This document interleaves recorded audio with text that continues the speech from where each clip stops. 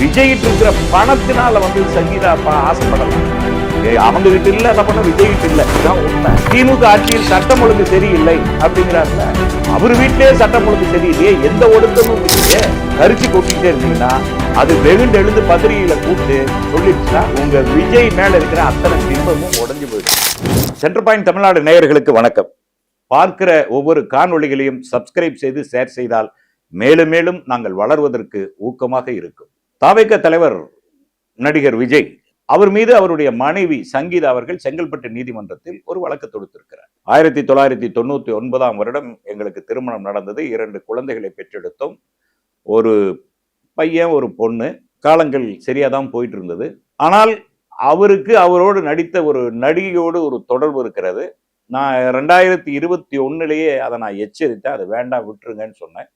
இனிமேல் அந்த தொடர்பை நான் கட் பண்ணிக்கிறேன்னு சொன்னவர் சொன்னதையும் மீறி அந்த தொடர்பை வைத்து கொண்டிருந்தார். அதை நான் மறுபடியும் சுட்டி காட்டினதுனால என்னை வீட்டுக்குள்ளேயே சிறை வைத்தது போல வைத்து விட்டார். எனக்கான பொருளாதாரத்தை கொடுக்கவில்லை. ஒரு சுதந்திரமுள்ள பெண்ணாக இல்லாமல் ஒரு வேலைக்காரி மாதிரி என்னை வச்சிருந்தாரு அப்படிங்கிறதான் அவங்க வந்து செங்கல்பட்டு நீதிமன்றத்துல வழக்கா தொடுத்திருக்கிறாங்க. இன்னும் அவங்க பத்திரிகைக்கு பேட்டி கொடுக்கல. ஆனா பத்திரிகைக்காரர்கள் எவ்வளவோ முயற்சி செய்தும் கூட அவர்கள் பொதுவெளியில் வந்து பேட்டி கொடுக்கல.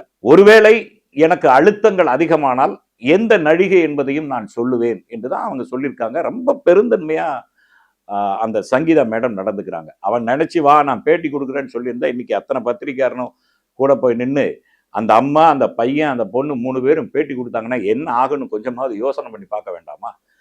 ஒரு பொறுப்புணர்வோடு அவர் செயல்பட்டு இருக்காங்க. அவங்க குடும்பத்துக்குள்ள ஏற்பட்டிருக்கிற பிரச்சனை இது வந்து ஒரு தாவேக ஒரு கட்சியினுடைய தலைவரா இருக்காரு, பிரபல நடிகரா இருக்கிறாருன்னா ஆட்டோமேட்டிக்கா அது வந்து வெளி உலகில விவாதிக்கப்படத்தான் செய்யும். உலகம் முழுவதும் இன்றைக்கு விஜயனுடைய வாழ்க்கையை விவாதிக்கப்பட்ட பொருளா மாறி இருக்கு. நீங்க விவாதிக்க கூடாதுன்னு சொல்ல முடியாது. ஏன்னா என்னைக்கு நீங்க ஒரு கட்சி தலைவரா மாறிட்டீங்களோ அன்னைக்கு நீங்க வந்து ஒரு பொதுமக்களுடைய பிரதிநிதியா மாறிடுறீங்க. என்னைக்கு நீங்க ஒரு பிரபல நட்சத்திரமா இருக்கிறீங்களோ, கத்திரிக்காய் முத்துனா கடத்தெருவுக்கு வருதுன்னு சும்மா வாங்க சொல்றாங்க. இன்னைக்கு கத்திரிக்காய் முத்திருச்சு, கடத்தெருவுக்கு வந்துருச்சு, இவ்வளவுதான். ஆனால் இதை சுட்டி காட்டுகிறவர்களின் மேல் இந்த தாவேக தம்பிகள் பாயிற பாய்ச்சல் இருக்குல்ல, கொடூரமா இருக்கு, ரொம்ப கொடூரமா இருக்கு. சுட்டி காட்டுறவங்க மேல பாயிறதுங்கிறது வேற. ஆனா விஜயக்கல் திருமணம் செய்து கொண்டு அவரோடு வாழ்ந்த சங்கீதாவை போட்டு பண்ற டார்ச்சர் இருக்குல்ல, வார்த்தைகள் இருக்குல்ல, சொல்லி மாளாதுங்க அப்படி போட்டு வார்த்தைகளை டார்ச்சர் பண்றாங்க மேடம் சங்கீதாவை. இன்னொன்னு அந்த பொண்ணு இன்னும் அவ்வளவு பெருந்தன்மையா இருக்கிறதுனால பொதுவெளிக்கு வந்து பேட்டி கொடுக்காம இருக்கு. அது பேட்டி கொடுத்தனா நாரி போயிடும். இன்னைக்கு மாதர் சங்கத்தின் சார்பாக திருமதி பிரமிளா அவர்கள் வழக்கு தொடுத்திருக்காங்க. ஒரு பெண்ணை போட்டு இப்படிதான் டார்ச்சர் பண்றதான்னு விஜய் மேல வழக்கு. இதெல்லாம் நடக்கும், இதெல்லாம் தாங்கித்தான் ஆகணும். இதையெல்லாம் தாங்கி வர்றதான் அரசியல், இதை தாங்கி வர்றதான் நட்சத்திரங்களுடைய பொறுப்பு. அப்படிதான் இதை எடுத்துட்டு போகணும். இன்னைக்கு உடனே வலைத்தளங்கள் என்ன பண்றீங்க, பணத்துக்காக பண்றாங்க. ஒண்ணு தெரியுமா, சங்கீதாங்கிறவங்க ஒரு ஈழ பொண்ணு. அவங்க லண்டன்ல செட்டில் ஆனவங்க. அவங்க அப்பா பேரு சொர்ணலிங்கம், பல்லாயிரம் கோடிகளுக்கு அதிபர். பல தொழில் நிறுவனங்கள் லண்டன்ல இருக்கு, பல அசையா சொத்துக்கள் லண்டன்ல அவங்களுக்கு இருக்கு. பூவே உனக்காக படத்தை பார்த்துட்டு அந்த படம் நல்லா இருக்குன்னு பாராட்டுறதுக்காக விஜய பார்க்க வந்தவங்க, அவங்களுக்குள்ள ஒரு காதல் அரும்பி இருக்கு, கல்யாணம் பண்ணிக்கிட்டாங்க. விஜய்கிட்ட இருக்கிற பணத்தினால வந்து சங்கீதா ஆசைப்படல. அவங்க கிட்ட இல்ல என்ன பண்ண, விஜய்கிட்ட இல்ல, இதுதான் உண்மை. சங்கீதா மேடம் வந்து விஜயை விட வசதியானவங்க. அவங்களுக்கு இருக்கிற சொத்து மதிப்பை விஜயை விட பல மடங்கு அதிகம். பணத்துக்கு ஆசைப்பட்டு விஜய் மேல பழி போட்டார் அப்படின்னு ஒரு கும்பல் கிளம்பி இருக்கு. இன்னொரு கும்பல் இருக்கு, அது விஜய் கிட்ட வாங்கி திங்கிற கும்பல். அந்த கும்பல் என்ன பண்ணுதுன்னா, இதுக்கு திமுக தான் காரணம், திமுக இருக்கிற செல்வி அக்கா தான் வந்து இதெல்லாம் தூண்டி விடுறாங்கன்னு ஒரு குரூப் அப்படி கிளம்பி அது ஒண்ணு. அதாவது இப்படி எல்லாம் ஒரு அறிவுகட்டத்தனமா யோசிக்கிறாங்கிறத நமக்கு இதா இருக்கு. ஏன்னா சங்கீதானா படிக்காத பொண்ணா? அது லண்டன்ல படிச்ச பொண்ணு, மேற்படிப்பு படிச்ச பொண்ணு. அதை வந்து தூண்டி விட்டு விஜய்க்கு எதிராக கிளம்பு அப்படின்னு சொல்ல முடியுமா? அப்படி எல்லாம் அரசியல் பண்ண முடியுமா? அப்படி அரசியல்ல நடந்துருமா? ஒரு ஒண்ணுமே தெரியாத ஒரு பொண்ணை தூண்டி விட்டாங்க, ட்ரிகர் பண்றாங்க அப்படின்னா அது சரி. சங்கீதாங்கிறவங்க அவ்வளவு படிச்ச பொண்ணு, இத்தனை வருஷம் விஜயோட வாழ்ந்து இருக்கிறவங்க, 2 குழந்தைய பெற்றிருக்கிறவங்க. அவங்களுக்கு தெரியாதா உடனே திமுக இருக்கிற செல்வி குரூப் தான் ட்ரிகர் பண்ணி விஜய்க்கு எதிராக? என்னையா பேச்சு இது? காசுக்காக எது வேணாலும் பேசுறதா? இப்படி ஒரு குரூப் இணையதளத்துல 2 பேரா உட்காந்து பேச ஆரம்பிச்சிருக்கிறாங்க. விஜய்க்கும் சங்கீதாவுக்கும் நடந்த பிரச்சனை உண்மை. இதை நம்ம சொல்லல, சினிமால அவர் கூட பழகினவங்களே சொல்றாங்க. ஒரு பொண்ணு, அந்த நடிகையோட அவருக்கு தொடர்பு இருப்பது உண்மை. அவங்க அப்பா அம்மாவுடைய 60வது கல்யாணத்துக்கு போகல. அவருடைய பொண்ணு சேஷா, அந்த பொண்ணு பட்டம் வாங்குச்சு, அதை வாங்க போகல. இப்படி அவருக்கு அதாவது அந்த குழந்தைகளுக்கும் மனைவிக்கும் பிடிக்காததை தான் விஜய் இது வரைக்கும் செஞ்சிருக்காரு. சினிமாவில் அவரோட பழகினவங்கள பல குற்றச்சாட்டுகளை இப்ப ஒவ்வொன்னா தோண்டி தோண்டி தோண்டி தோண்டி முன் வச்சுட்டு வராங்க. இதுதான் நடந்துகிட்டு இருக்கு. இதுல சங்கீதா என்ன பண்ணாங்க, உடனே அதுக்கு ஒரு அரசியல் பூசுறதுக்கு ஒரு கும்பல் முயற்சி செய்து அது வாட்டுக்கு விஜயனுடைய அரசியலை முடக்கத்தான் இப்படி செய்யறாங்க, விஜய் அரசியலுக்கு வருவதை பிடிக்காததால் தான் இப்படி செய்யறாங்க அப்படின்னு ரெண்டு பேரா உட்காந்து பேசிட்டு இருக்கானுங்க. முடிவு என்னன்னா, இப்படியே ஆத்திரப்படுத்தி கொண்டிருந்தால், இப்படியே அந்த சங்கீதா அவர்களின் மேல் இப்படி தற்குறி தம்பிகள் கரிச்சு கொட்டிக்கிட்டே இருந்தீங்கன்னா, அது வெகுண்டு எழுந்து பத்திரிகைகளை கூட்டு சொல்லிருச்சுன்னா உங்க விஜய் மேல இருக்கிற அத்தனை பிம்பமும் உடைஞ்சு போயிடும். இப்ப அவர் எங்க போனாலும் என்ன சொல்றாரு, திமுக ஆட்சியில பெண்களுக்கு பாதுகாப்பு இல்லை அப்படின்னு சொல்றாருல, அவரு பொண்டாட்டியே அவர் பாதுகாப்பு கொடுக்கலையே, மக்கள் கேட்பாங்களா இல்லையா? திமுக ஆட்சியில் சட்டம் ஒழுங்கு சரியில்லை அப்படிங்கிறாருல, அவர் வீட்டிலேயே சட்டம் ஒழுங்கு சரியில்லையே, எந்த ஒழுக்கமும் இல்லையே, பள்ளிக்கூடத்துக்கு போற பெண் பிள்ளைகளுக்கு பாதுகாப்பு இல்லை அப்படின்னு சொல்ற விஜய் அவரு பொண்ணு பட்டம் வாங்கினதுக்கே போகலையே.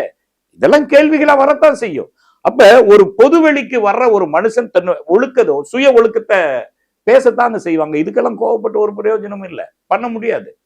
இன்றைக்கு விஜயை பொறுத்தவரை, ஒன்று சங்கீதா செங்கல்பட்டு நீதிமன்றத்தில் அவங்க வழக்கு தொடுத்தனே நீங்க மறுப்பு தெரிவிச்சிருக்கணும். வழக்கு தொடுத்து ஏறக்குறைய ஒரு வாரம் ஆகுது, இன்னைக்கு வரைக்கும் விஜய் வாயை திறக்காது. ஏன்? அப்புறம் மௌனம் சம்மதத்திற்கு அறிகுறின்னு தான் நம்ம எடுத்துக்க முடியும்.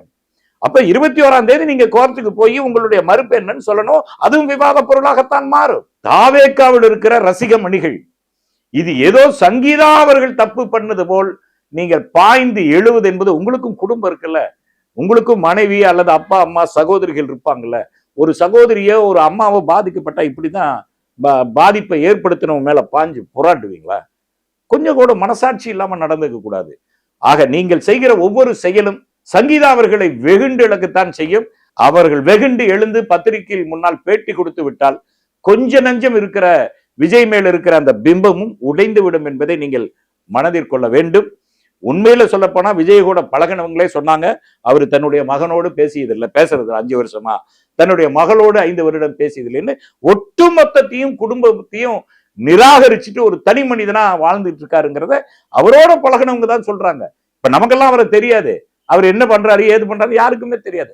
ஆனால் அவரோடு சினிமாவில் இருந்தவர்கள், அவரோடு பழையவர்கள், அவரை தெரிந்தவர்கள், அவரோடு நீண்டகால நட்பில் இருந்தவர்கள் தான் இன்னைக்கு அவரை நோக்கி குத்தம் சொல்றாங்க.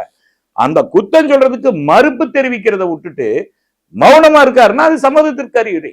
அவரே மௌனமா இருக்கும்போது அவருடைய ரசிக மணிகளும் அவரால் ஃபீட் பண்ணப்படுறவங்க, அவர்கிட்ட பணம் வாங்கி திங்கிற சில ஊடகங்களும் இன்றைக்கு சங்கீதா மேடம் அவர்களை மிக தரக்குறைவாக நடத்துவதை நம்மால் ஏற்றுக்கொள்ள முடியவில்லை.